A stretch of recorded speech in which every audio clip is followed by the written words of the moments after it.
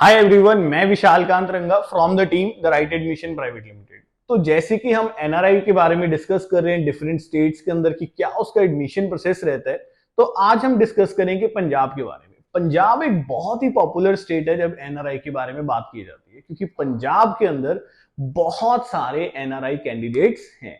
But यहाँ पर कुछ पॉइंट्स हैं, अगर आप उसको समझ लेंगे तो आपकी एडमिशन प्रोसेस और भी ज्यादा ईजी हो जाएगी। इसमें मैं आपके साथ डिस्कस करूंगा कि कौन कौन लोग एनआरआई के अंदर आते हैं, एनआरआई का फीस स्ट्रक्चर क्या है, और अगर आप एनआरआई में एडमिशन लेना चाहते हैं तो पंजाब में उसका कंप्लीट प्रोसेस क्या है। तो सबसे पहले हम ये समझ लेते हैं कि पंजाब किन लोगों को एनआरआई मानता है अपने यहां पर एडमिशन देने के लिए। तो ब्रॉडली स्पीकिंग पंजाब में दो तरह की एनआरआई कैटेगरीज है। एनआरआई 1 यानी कि जो पेरेंट्स या बच्चे पंजाब को बिलोंग करते हैं वो कैटेगरी 1 में आते हैं, या आप उसको प्रायोरिटी 1 भी कह सकते हैं। सिंपल वर्ड्स में कहें, एनआरआई जो कैंडिडेट है वो खुद एनआरआई है, या कैंडिडेट के जो पेरेंट्स हैं वो एनआरआई हैं और वो ओरिजिनली पंजाब को बिलोंग करते हैं। सेकंड प्रायोरिटी आ जाती है उन लोगों की, या फिर कैंडिडेट एनआरआई है या उसके पेरेंट्स एनआरआई हैं बट वो बिलोंग करते हैं अदर देन पंजाब। यहां पर किसी भी तरह की स्पॉन्सरशिप नहीं है। जैसे कि बहुत सारे स्टेट्स में आपको देखने को मिलता है कि जो बच्चे के कजन्स हैं, बच्चे के बुआ, चाचा, ताया, दादा, दादी, नाना, नानी and so many categories. Punjab में वो सब कैटेगरीज नहीं है। हाँ, लास्ट ईयर उन्होंने एक बार इंट्रोड्यूस करने का सोचा था, उन्होंने इंट्रोड्यूस भी कर दिया था, बहुत सारे लोग वहां पर अपनी फाइल लेकर भी गए थे, बट कोर्ट केस के चलते हुए वो स्पॉन्सरशिप को कैंसिल कर दिया गया था। तो उम्मीद है कि इस बार 2025 का जब सेशन शुरू होगा तभी पता चलेगा, बट उम्मीद है कि शायद इस बार 2025 में स्पॉन्सरशिप भी आ जाए।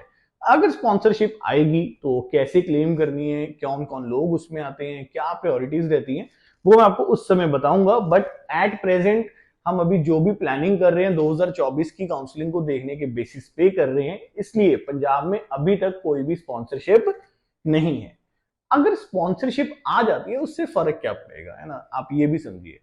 पंजाब में एनआरआई स्पॉन्सरशिप की कोई भी कमी नहीं है। हर घर में आपको किसी ना किसी का रिलेटिव फॉरेन में सेटल्ड मिल ही जाएगा। तो अगर पंजाब में एनआरआई स्पॉन्सरशिप आती है तो आप ये समझिए कि एक तो कंपटीशन बहुत हाई होगा। पंजाब की सारी जितनी भी प्राइवेट कॉलेजेस में एनआरआई सीट्स हैं, आप मान के चलिए कि 90% सीट्स, यानी कि अगर कोई बहुत नया खोला कॉलेज भी है RIMT मंडी गोविंदगढ़ की तरह भी, उसमें भी जो एनआरआई सीट्स होंगी मुझे लगता है वो भी सारी फिल्ड आउट हो जाएंगी। इसका डायरेक्टली इंपैक्ट देखने को मिलेगा उन लोगों को जो पंजाब में नॉन एनआरआई हैं और मैनेजमेंट सीट लेना चाहते हैं। क्योंकि ऐसा होता है कि जो आपका कोटा होता है, लाइक जितनी भी सीट्स होती हैं आपकी मैनेजमेंट कोटा में से 15% सीट्स एनआरआई में जाती हैं।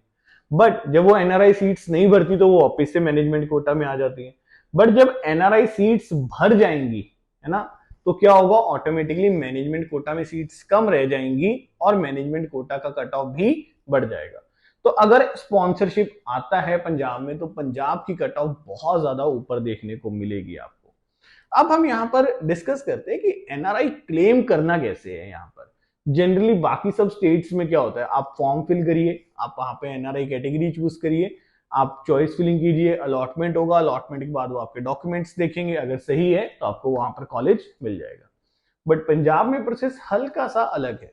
सबसे पहले आपको Baba Farid University of Health Science, जो कि यहाँ पर काउंसलिंग कंडक्ट करवाती है, आपको उनसे एक एलिजिबिलिटी सर्टिफिकेट लेना होगा। वो एलिजिबिलिटी सर्टिफिकेट के जो फॉर्म्स हैं वो उनकी वेबसाइट पर अपलोड हो जाते हैं एक समय आने पे, वो आप डाउनलोड करेंगे, उसको आप फिल आउट करेंगे, उसके साथ जितने भी रिक्वायर्ड डॉक्यूमेंट्स है वो आप लेकर जाएंगे। यहां पर मैं आपको ये कहना चाहूंगा कि आप यहां पर कोई भी मतलब ये मत लीनियंसी मत करना, क्योंकि अगर उन्होंने 12 डॉक्यूमेंट्स कहे हैं आपके पास उससे ज्यादा ही होने चाहिए, तो इस वजह से आपको कंसल्टेंट चाहिए, क्योंकि वहां पर ये नहीं पता वो अचानक से उसके लिए सपोर्टिंग डॉक्यूमेंट कौन सा मांग ले। तो सबसे पहले वो सारे आपको फॉर्म भर दें, डॉक्यूमेंट्स फिजिकली वहां पर आपको Baba Farid University of Health Science में एक डेट है, उस डेट पर वहां पर पहुंचना होगा, वो डॉक्यूमेंट्स वहां पर चेक करवाने होंगे, एंड देन वो आपको वहां से एलिजिबिलिटी सर्टिफिकेट इशू करेंगे। पंजाब में ये जो एलिजिबिलिटी सर्टिफिकेट है इसको अप्लाई करने की कॉस्ट है 1000 यूएसडी। तो इसको भी आपको ध्यान रखना है कि ऐसा ना हो कि अचानक ही ऐसे चले जाए, है ना, डॉक्यूमेंट्स पूरे ना हो तो 1000 यूएसडी भी आपके वेस्ट हो जाए। एक बार जब आपके वहां पे डॉक्यूमेंट्स ओके हो जाएंगे देन आपको पंजाब में एनआरआई एप्लीकेशन फॉर्म भरना होगा। ये कैसे होता है, यहां पर वो आपको automatically login ID password create करके देंगे, आपकी मेल पर आएगा एंड देन आप वहां पर सारा का सारा प्रोसेस को कंटिन्यू करेंगे। तो जो आपका एनआरआई एप्लीकेशन फॉर्म है वो भी अगेन 1000 यूएसडी का ही होगा। तो वहां पर आपको सारा फॉर्म फिल आउट करना है ऑनलाइन, उसके बाद आपको वहां पर चॉइस फिलिंग करनी है, आपको अलॉटमेंट होगी एंड देन आप रिपोर्टिंग करेंगे। तो पंजाब में अगर कोई डॉक्यूमेंट रिजेक्ट होने हैं तो वो स्टेज 1 पर ही रिजेक्ट हो जाते हैं। ये कहीं ना कहीं आप सब एनआरआई कैंडिडेट्स के लिए अच्छी बात है, क्योंकि वो आपको अप्लाई करने से पहले ही बता देंगे कि आप एलिजिबल हैं या आप एलिजिबल नहीं है। तो आई होप कि आपको ये प्रोसेस क्या है इसके बारे में क्लैरिटी आ गई होगी। अब हम सेकेंडली बात कर लेते हैं फीस की कि यार फीस क्या रहती है यहाँ पर। तो पंजाब में जो एनआरआई की फीस है दैट इज 1,10,000 यूएसडी, 1,10,000 यूएसडी। तो यहाँ का जो ब्रेकअप है यानी कि फर्स्ट ईयर में आपको 60,000 यूएसडी पे करना होगा एंड देन आपको 25,000 यूएसडी रिमेनिंग 2 और थर्ड ईयर में पे करना है। तो जो आप 60,000 यूएसडी पे करेंगे उसके बाद जो बैलेंस 25,000 यूएसडी का है उसकी आपको बैंक गारंटी भी देनी होगी। पंजाब में जो ये कॉलेजेस हैं, Baba Farid University of Health Science, बाकी सब ये बहुत ज्यादा स्ट्रिक्ट हैं अपने फीस को लेकर।